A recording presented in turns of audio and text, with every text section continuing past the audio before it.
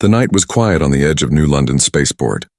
The only sound came from the distant hum of cargo drones and the soft wind brushing against metal walls.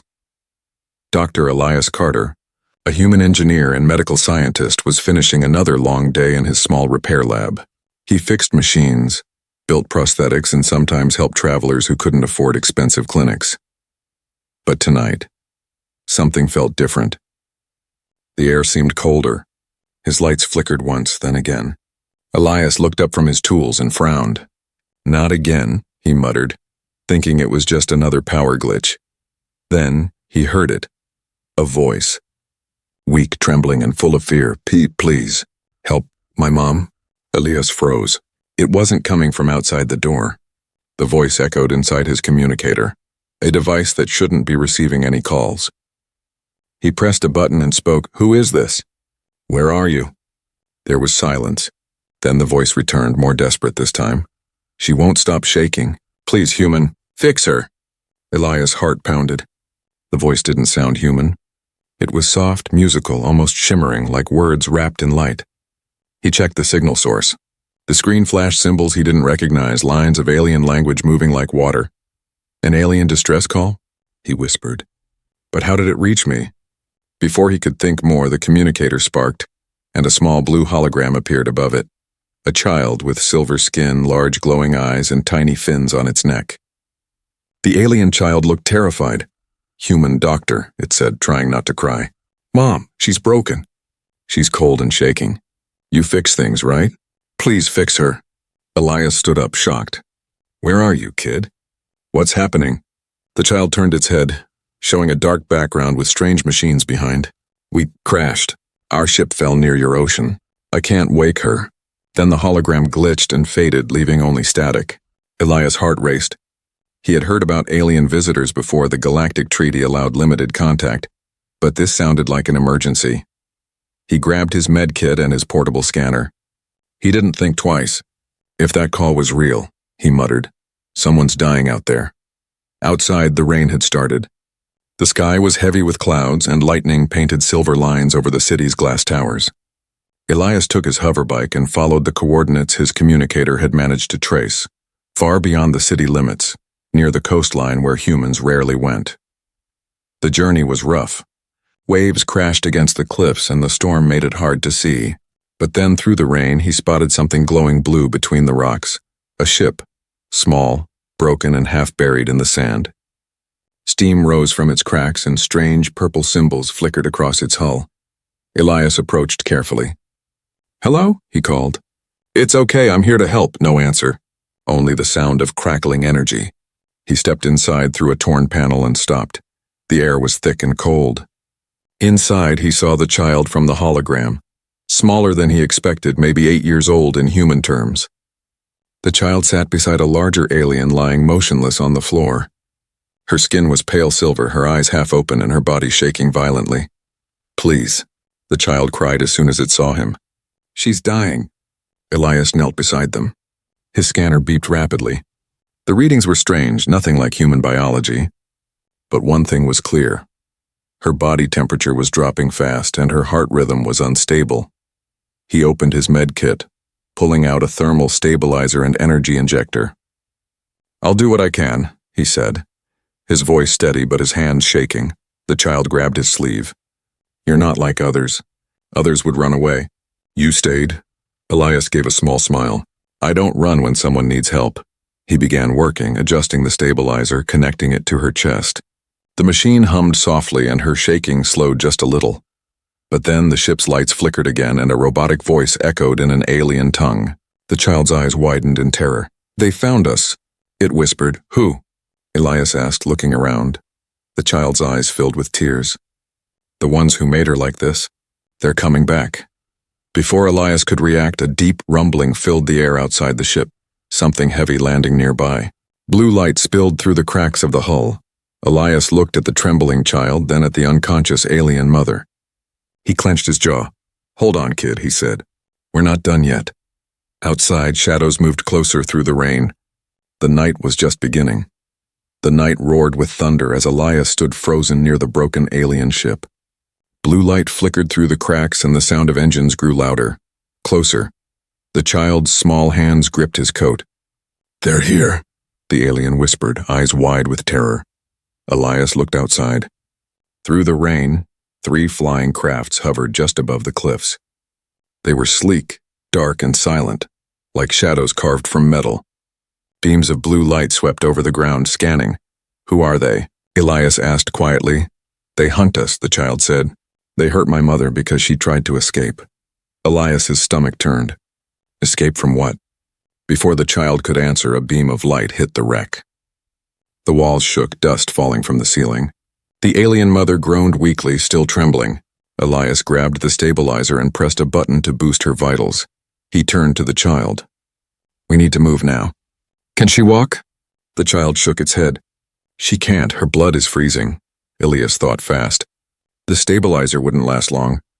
"All right, then we carry her." With all his strength, he lifted the alien mother onto his shoulder. She was surprisingly light but cold as ice. The child followed close, clutching a small crystal that glowed faintly. They stumbled out into the storm. The rain hit hard and lightning tore the sky in half. Elias ran toward the cliffs, searching for shelter. Behind them, voices echoed. Strange, metallic, and cruel. "Target found. Elsha specimen confirmed. Recover the body," the child gasped. They called her Elsha. "That's her name." Elias didn't look back. "Keep running." They reached an old mining tunnel carved into the rocks. Elias pushed the child inside first, then dragged Elsha in. The tunnel was dark and damp, but it gave them cover. He laid Elsha gently on the ground. Her body was still shaking uncontrollably. Her silver skin now had dark veins glowing blue beneath. Elias scanned her again. The readings made no sense. Her cells were collapsing almost, rejecting themselves. "She's not just sick," he whispered. "Something's attacking her body." The child nodded slowly. "They put machines inside her. Tiny ones to control her. She broke them, and now they're breaking her back." Elias stared, horrified. "Nanotech." "That's why she's shaking. They're tearing her apart." He had seen human experiments with nanotech before, but never used this way. Whoever made these machines didn't want to heal. They wanted to own. He opened his toolkit and began to work.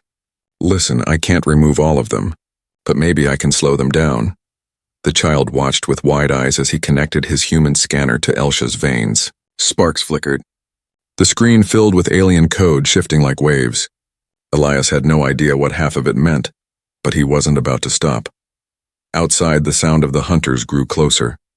Boots hitting wet stone, voices echoing through the tunnel entrance. "Search the area." The human signal was detected nearby. Elias worked faster, sweat mixed with rain on his face. Come on. Elsha's breathing slowed. The shaking eased slightly. For the first time, her eyes fluttered open, silver irises glowing faintly in the dark. "Who are you?" she whispered weakly. Elias looked into her eyes. "I'm Elias. I'm here to help." She tried to smile, but pain cut through her words. "You shouldn't have come. They'll kill you too." "I've faced worse," he said softly. The child leaned closer, tears mixing with the rain on its cheeks. "Mom, please stay awake." Elsha's hand rose weakly to touch the child's face. "My little Lyra." But before she could say more, a blinding light burst into the tunnel. The hunters had found them. 3 tall figures stepped in, armor glowing blue, faces hidden behind black helmets. Their weapons hummed with energy. One of them spoke in a cold voice. "Step away from the specimen, human." Elias stood up slowly, blocking their view of the aliens. "She's not a specimen. She's a living being." The hunter tilted his head. "This unit is property of the Vora Syndicate. Your interference violates galactic law." Elias clenched his fists. "Then your law is wrong." The hunters raised their weapons. Blue light charged at the tips. Suddenly, Elsha let out a sharp cry. The air around her began to vibrate. Her body glowed brighter, and the ground trembled beneath their feet. "Mom, no," Lyra screamed. "You'll hurt yourself." Elsha's eyes turned completely silver. "Run," she whispered. Elias grabbed Lyra's hand, pulling her back as a burst of energy exploded from Elsha's body. The hunters were thrown off their feet, their armor sparking. The blast faded, leaving silence and smoke. Elias coughed, trying to see through the haze. "Elsha?" he called, but she was lying still again. And this time she wasn't breathing. Lyra let out a scream that echoed through the tunnel. Elias knelt beside her, heart pounding. He didn't know if she was gone or if there was still a way to bring her back. He only knew one thing. He wasn't leaving her to die. Not tonight. The tunnel was silent after the blast. Smoke curled through the air and the smell of burned metal mixed with rain. Elias could hear only his own heartbeat and the small sobs of Lyra beside him. Elsha lay motionless on the ground. Her skin, once glowing silver, had turned pale gray. Elias pressed 2 fingers against her neck. "No pulse, come on," he whispered. "Don't leave her now." Lyra's eyes overflowed with tears. "You said you could fix her." Elias closed his eyes for a moment. The weight of failure hit him like a hammer. "I'm not giving up," he said, voice trembling. "Not yet." He reached into his bag and pulled out a small round device, a human life core stabilizer. It was meant for androids, not aliens, but it was all he had. He placed it over Elsha's chest and activated it. A faint hum filled the air. Her body jerked slightly. Her chest rose once, then stilled. Elias sighed. "She's too weak." Lyra's tiny hands glowed faintly blue as she touched her mother's forehead. "She's still here," she whispered. "I can feel her." Before Elias could ask what she meant, a loud crash echoed from the tunnel entrance. The hunters were back on their feet. "Target reacquired," a metallic voice said. "Human interference confirmed." "Terminate both." Elias cursed under his breath. He scooped Lyra into his arms and ran deeper into the tunnel, the stabilizer still humming weakly inside his pocket. Energy blasts exploded behind him, lighting up the dark walls in flashes of blue. "Where does this tunnel go?" He shouted over the noise. Lyra pointed forward, tears streaking down her face. "It leads to the sea, perfect." Maybe they could lose the hunters in the storm. The ground beneath them trembled as another blast hit the wall, sending rocks flying. Elias stumbled, nearly dropping Lyra, but he kept running. His lungs burned. Then up ahead a faint light appeared, the tunnel's exit. He sprinted toward it, bursting out into the open just as lightning flashed across the black sky. The sea raged below the cliffs. Waves smashed against the rocks like angry beasts. Elias glanced back. 3 hunters were following, their armor glowing like ghosts in the rain. Lyra clutched the stabilizer against her chest. "We can't leave her." Elias looked at her, guilt slicing through him. He wanted to go back for Elsha, but if they stayed, they'd both die. Then Lyra's crystal, the same glowing shard she had carried, started to shine brighter. The glow pulsed in rhythm with the stabilizer. Elias stared, realizing the 2 devices were reacting to each other. "What is that crystal?" he asked as they ran. "It's part of her," Lyra said softly. "It holds her soul light. If it breaks, she's gone forever." Elias looked back toward the tunnel. "Then maybe, just maybe, I can still save her." He stopped running. Lyra looked confused. "What are you doing?" Elias turned, eyes burning with determination. "Go, find a place to hide near the cliffs. I'll bring her back, but go." The hunters emerged from the tunnel as Lyra ran off into the rain, clutching the glowing crystal. Elias pulled out his energy tool, the same one he used to repair machines. He crouched behind a boulder, waiting for the right moment. When the first hunter came close, Elias jumped out and fired a blinding pulse of light. The weapon cracked against the armor, stunning the soldier. Elias charged forward, striking with everything he had. 2 more came, firing energy bolts. Elias dove behind another rock, panting. The rain turned the ground into mud. He wasn't a soldier. He wasn't built for this, but he wasn't going to let them take Elsha or Lyra. He pressed the communicator in his ear. "Lyra, are you safe?" Her small voice came through, shaky but alive. "Yes, but they're calling more ships. Please hurry." Elias gritted his teeth. "Hold on, I'm coming back." He ran back into the tunnel. The smoke was thicker now, and sparks still danced along the walls. Elsha's body was still there, still cold. He knelt beside her again, pulling out the stabilizer. The crystal in his hand was still glowing, reacting to something. "All right, Elsha," he said softly. "One more try." He pressed the stabilizer to her chest again, but this time he held the glowing crystal above it. The 2 lights merged, creating a soft white glow. Then suddenly her fingers twitched. Elias leaned closer. "Elsha?" Her chest rose again. Once. Twice. A faint breath escaped her lips. She was alive. But outside, the roar of engines filled the sky. The hunters' reinforcements had arrived. Elias looked toward the light of the tunnel entrance, then back at the fragile alien breathing in his arms. He whispered to himself, I saved her. But now how do I save us? The storm screamed outside, and in the distance, the blue lights of enemy crafts descended like a swarm of fireflies, searching, hunting, and this time they wouldn't stop. The wind howled like a beast over the cliffs. Waves crashed against the rocks, sending white mist high into the air. Elias carried Elsha in his arms, her silver skin cold but faintly glowing again. Behind him, Lyra followed, clutching the crystal close to her chest. They didn't speak. The roar of the sea was too loud, and fear weighed heavier than words. The hunters were still searching the cliffs, their blue lights cutting through the storm. Elias looked around desperately for a way out. Then he saw it, an old research dock half broken by the waves. At the end of it floated a small sea skimmer, half buried under debris. "That's our ride," he said. Lyra hesitated, staring at the violent sea. "Will it float?" Elias forced a weak smile. "We'll make it float." He set Elsha gently inside the skimmer and began tearing away seaweed and broken panels. His hands shook from exhaustion, but he worked fast. Lyra helped, holding a small light from her crystal so he could see. Soon the skimmer's engines coughed to life. Barely, but enough. Elias climbed in, pressing a few buttons on the cracked console. "Hold on tight." The craft lurched forward just as a blast hit the dock behind them. The hunters had found them again. "Go, go, go." Lyra cried. Elias slammed the throttle. The skimmer shot across the dark waves, lightning flashing around them. Behind, the hunters' crafts followed, their blue engines glowing like ghosts in the storm. Energy blasts tore through the air, hitting the water and sending waves high into the sky. Elias dodged as best he could, gripping the controls tight. "They're faster," he shouted. Lyra held the crystal high. It glowed brighter, and suddenly the sea around them shimmered, like light dancing under the surface. Then out of nowhere, a massive shape moved beneath the waves. A giant creature, long serpent-like with glowing fins, rose from the deep. Its eyes shone gold and its roar shook the sky. Elias froze in shock. "What in the—" Lyra's voice trembled. "It's a guardian," Mother called them.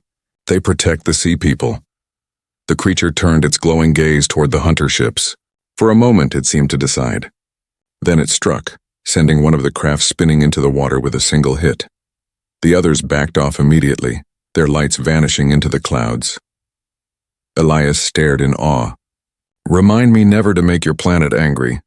Lyra managed a small smile through her tears. "We're not from here, but the sea remembers her."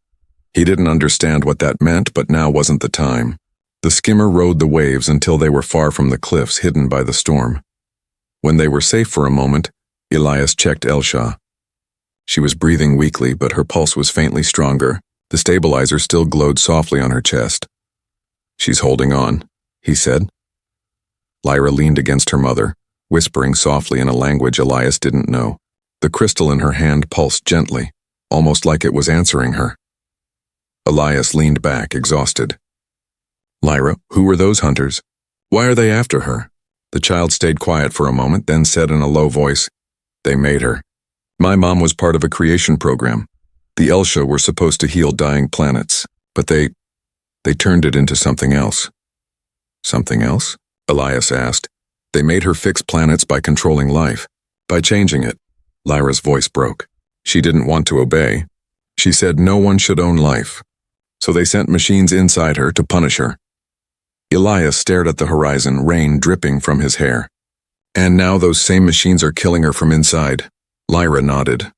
"They wanted to erase her, so no one could remember what freedom looked like." Elias clenched his fists. "Then they chose the wrong person to erase." He checked the scanners.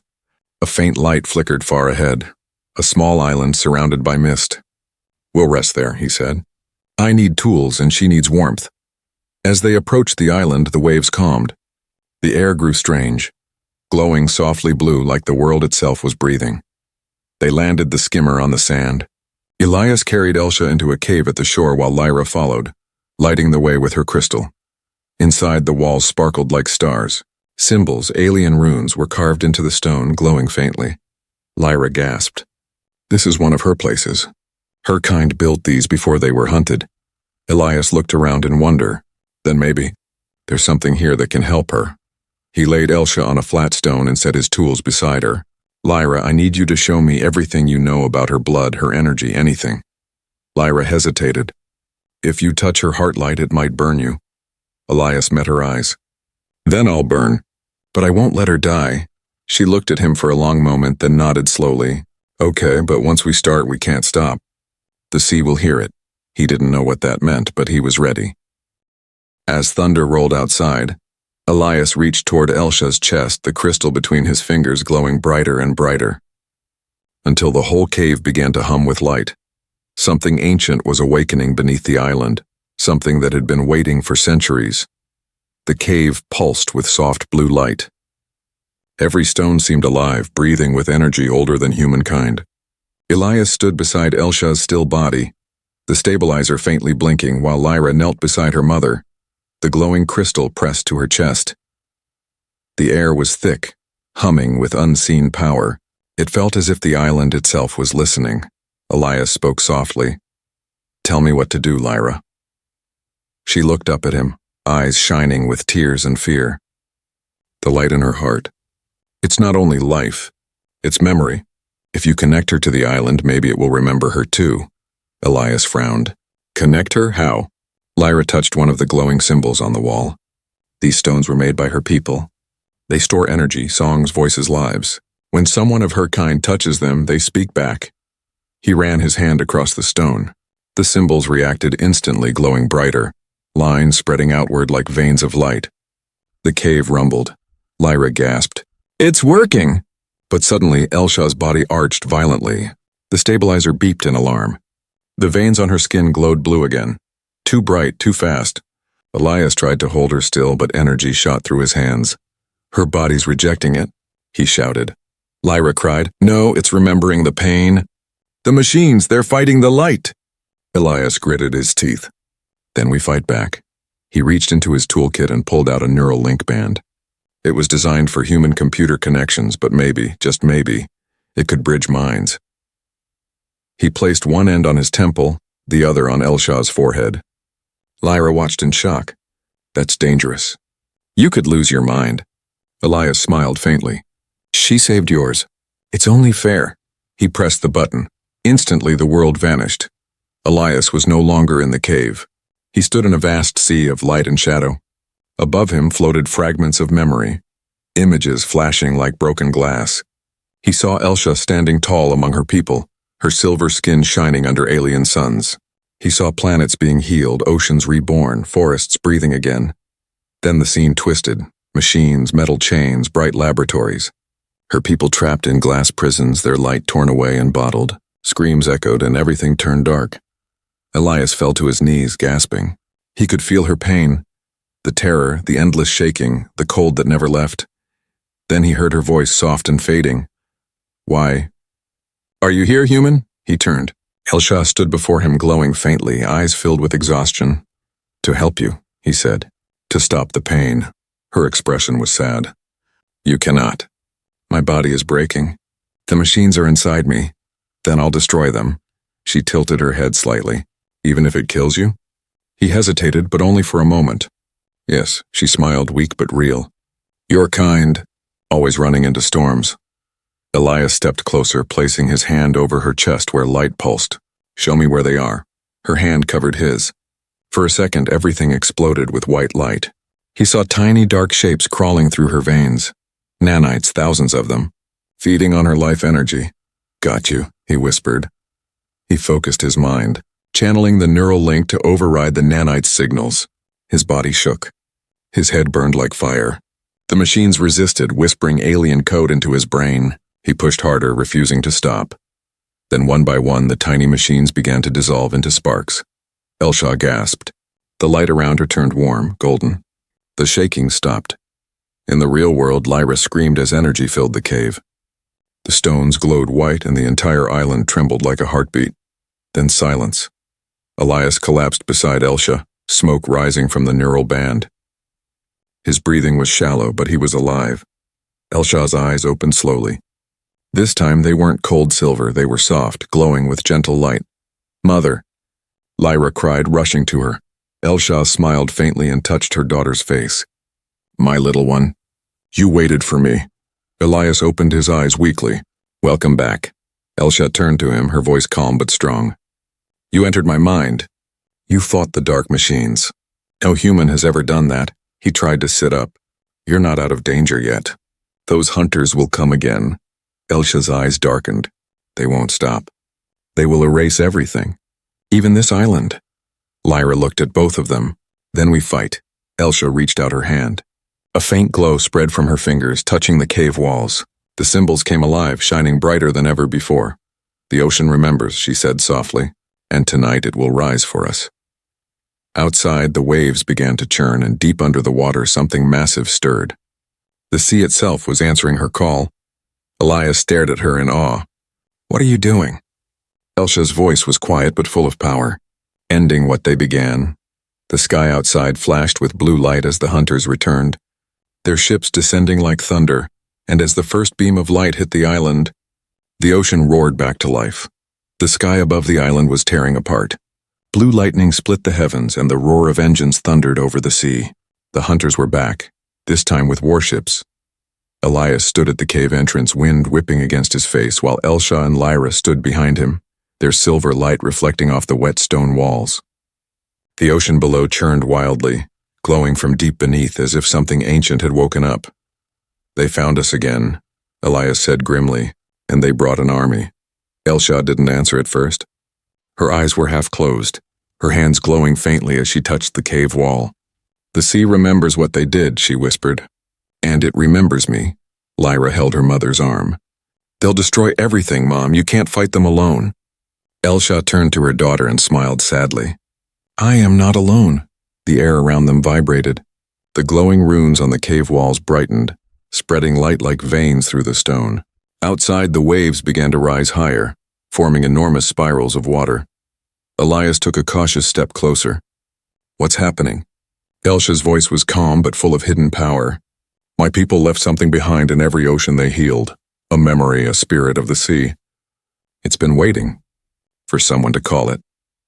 As if on cue, the waves rose, forming shapes. Tall, human-like figures made of pure water, their eyes glowing white. They stood silently in the storm, watching the sky where the hunter ships hovered. Elias could hardly believe what he saw. You're summoning them. Elsha nodded. They will protect, but not forever. The truth must also rise. Before Elias could ask what she meant, the first ship opened fire. Beams of blue light rained down on the island, burning through the rocks. The water giants responded instantly, lifting massive waves and hurling them upward. The ships were struck, tossed like toys in a child's hands, but more ships appeared in the distance, dozens of them. The hunters were not backing down. Elsha's glow flickered. She leaned against the wall, trembling. The power was draining her quickly. Elias rushed to her side. You can't keep this up. It's killing you, she smiled faintly. It's not the power that kills me, human. It's what I am, Elias frowned. What do you mean? She looked at him, eyes full of sorrow and fire. We weren't born. We were built. The Vora Syndicate made us using human code, genetic fragments from your early space colonies. We are part human, part machine. Elias froze. That's impossible. It's truth, she said. Your kind tried to heal dying worlds, but your leaders wanted control. They created us to do their work, to heal without question. But we questioned. We refused to be slaves. Lyra's eyes widened. You mean, I'm part human? Elsha touched her daughter's cheek. You are what they feared most, free. Elias felt his chest tighten. Then the hunters aren't aliens. They're your creators. Elsha nodded slowly. They erased the humans who helped us and took their name.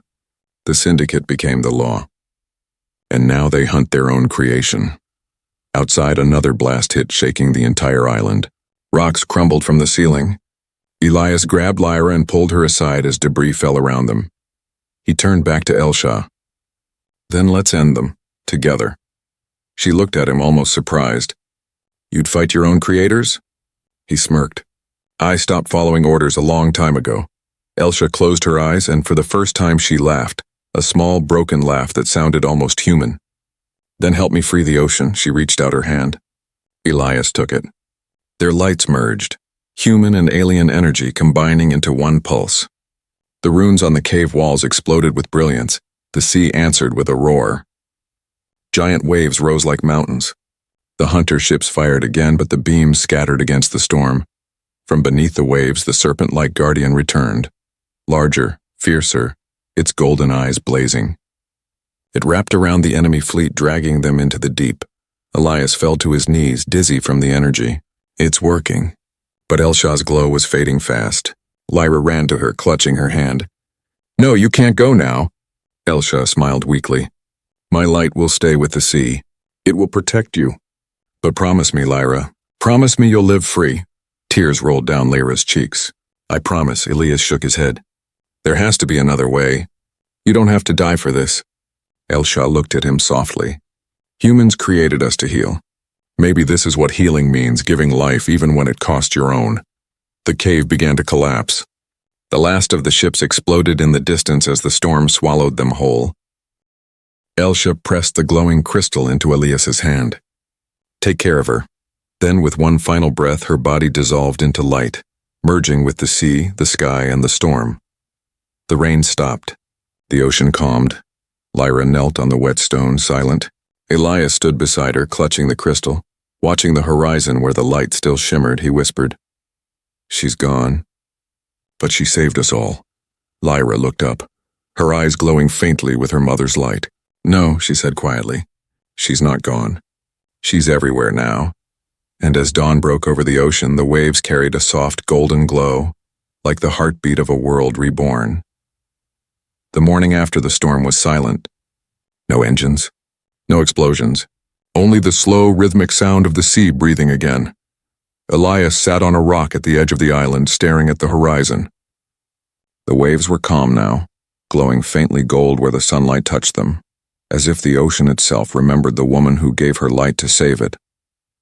Beside him, Lyra sat quietly, holding the crystal close to her heart.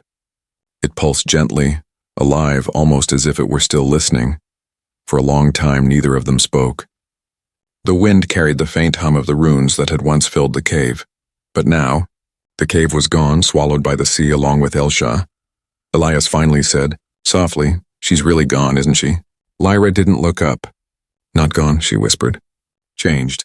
The sea took her, and now she lives in it. He sighed, his voice rough. I've seen a lot in my life, but I've never seen anyone become the storm. Lyra turned the crystal in her hand. She said the ocean remembers. I think it remembers you too. Elias gave a small, tired smile.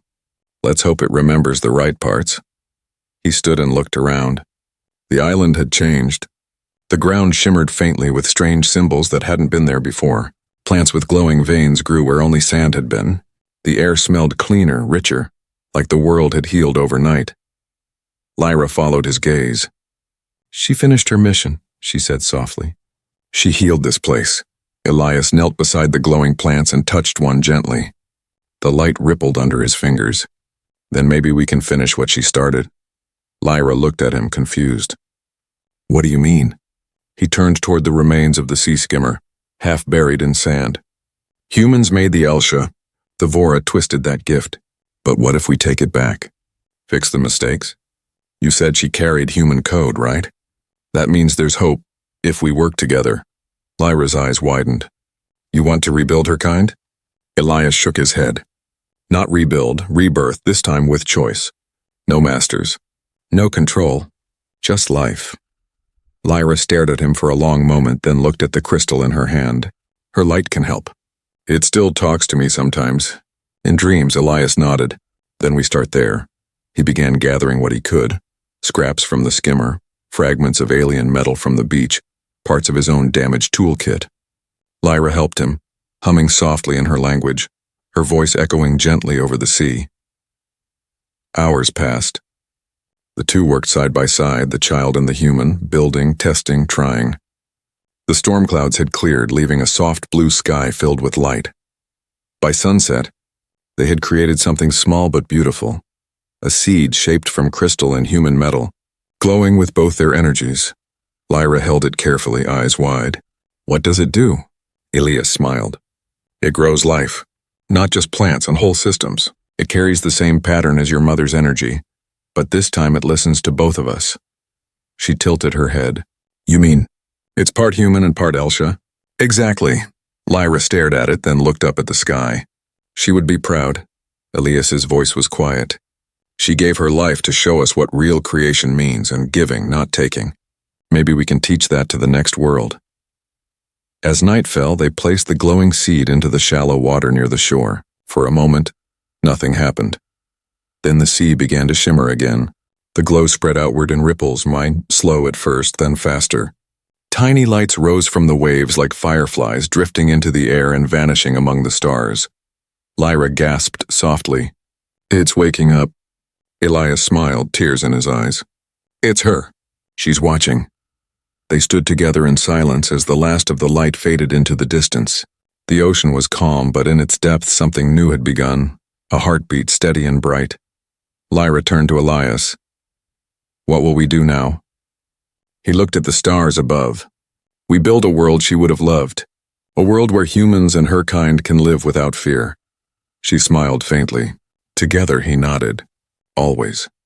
They sat side by side, watching the new dawn rise over the healed ocean. Far beneath the waves, a faint echo pulsed. The voice of Elsha, soft and warm. "Live free, and remember the light." And with that, the story of the last Elsha, and the first human who dared to save her, became part of the sea's eternal song. The ocean would remember. The stars would carry her name. And somewhere in the vast universe, new life began. Born not from machines, but from love.